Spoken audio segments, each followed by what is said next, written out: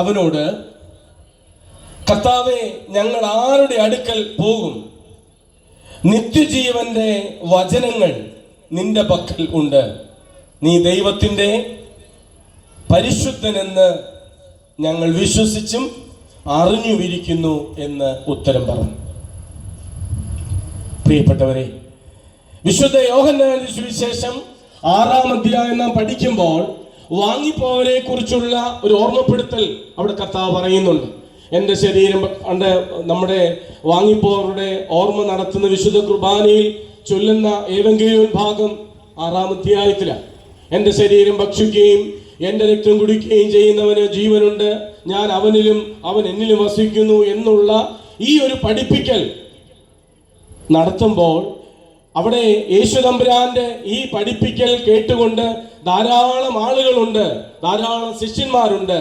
അവരൊക്കെ പറയുകയാണ്, ഇവന്റെ ഈ പഠനം അല്ലെങ്കിൽ ഇവന്റെ ഈ പഠിപ്പിക്കൽ, കർത്താവിന്റെ ഈ ഉപദേശങ്ങൾ വല്ലാത്ത കഠിനമായി പോകുന്നല്ലോ എന്ന് പറഞ്ഞ് യേശു തമ്പുരാനെ പലരും വിട്ടു പോകുന്നു. ഉടനെ അവസാനം ഇത് കണ്ടിട്ട് യേശു തമ്പുരാൻ പത്രോസ്ലിഹായോട് ചോദിക്കുകയാണ്, പത്രോസേ, നിങ്ങൾ പോകുന്നില്ലേ?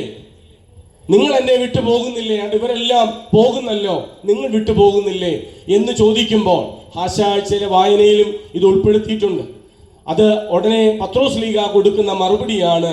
ശീമോൻ പത്രോസ് അവനോട്, കർത്താവേ, ഞങ്ങൾ ആരുടെ അടുക്കൽ പോകും? നിത്യജീവന്റെ വചനങ്ങൾ നിന്റെ പക്കൽ ഉണ്ട്. നീയല്ലോ ഞങ്ങൾക്കുള്ള ദിവ്യ സമ്പത്തേശുവേ, നീയല്ല ദില്യഭൂവിൽ ആഗ്രഹിപ്പാനാരുമേ, നിത്യജീവമൊഴികൾ നിന്നിലുണ്ട് പാരനെ, നിന്നെ വിട്ടിട്ടാടിയങ്ങൾ എങ്ങ് പോയി വസിക്കും. നിത്യജീവന്റെ മൊഴികൾ നിന്നിലുണ്ട്, പിന്നെ ഞങ്ങൾ എവിടെയാണ് നിന്നെ വിട്ടിട്ട് പോകുന്നത്?